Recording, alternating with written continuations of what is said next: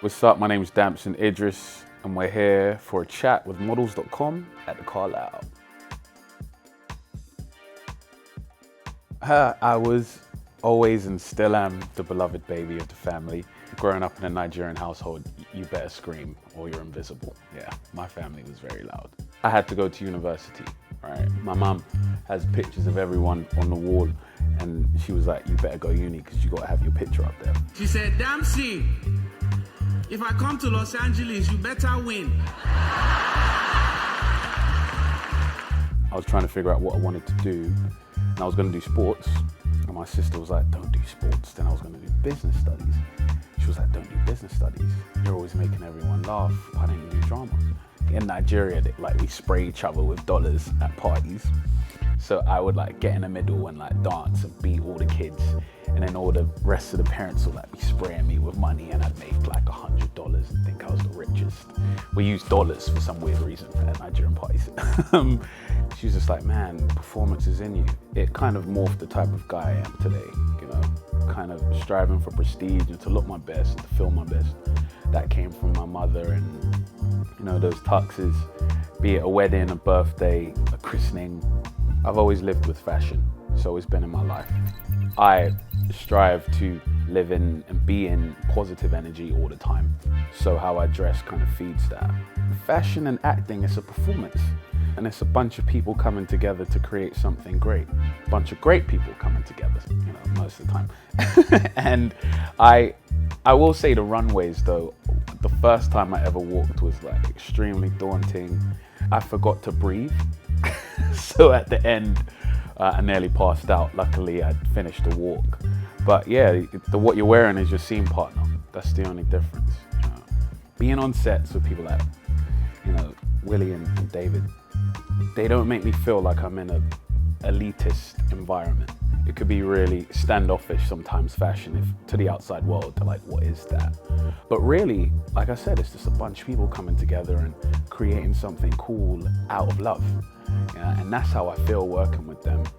They've taught me so much about being free. And I think the creation is best when it's a collaboration. And that's how I feel with Willy and David. And that's how I want to feel with everyone I work with, whether it's John Singleton or Joe Kosinski or whoever. Style and fashion just filters into everything. And then in performance, it's even more important to me, because I like to play characters that are transformative, where I could disappear. If I'm playing a Formula One driver, when I put on those digs, I'm not Damson anymore. Now I'm this guy. We've been filming this amazing Formula One movie. It was directed by Joe Kosinski. It's starring Brad Pitt, myself, Kerry Condor, and Javier Bardem. So many amazing actors that I've just been in love with my whole life. It's the dream role. And yeah, we're driving these cars for real. And I can't wait for everyone to see it. It's the next chapter after Franklin Saint. It's very different from a guy from South Central LA who sells, what he sold. We were at Silverstone, and we had done this amazing national anthem with all the Formula One drivers. Everyone was there, Lewis Hamilton, Verstappen, everyone. Me and Brad were on the end shooting our film, and the crowd was there, and I had friends who were on the grid who were like, Damson! And I was in character, so I had to pretend like I couldn't hear them, and it was just this weird kind of feeling where I was like, am I in space right now? And I was looking around, I was like, am I the only one that feels like this? And Brad was right next to me, so I was like, I think this is the best moment of my life. And then he was like, me too, kid. And I don't think he was lying.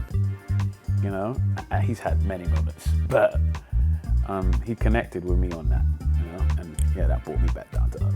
We're all just little kids, just enjoying these moments. I've been living with this quote recently.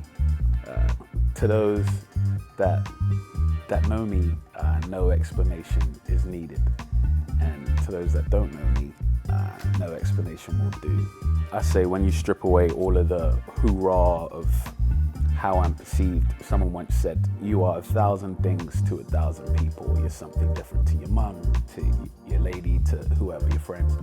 But to myself, when you strip it all away, I'm just a young, humble, hopefully humble, man who's just trying to figure out life, you know, whether it's like love, happiness, spirituality, whatever. Like everyone else, I'm just trying to figure that out, you know. So yeah, that's who I am.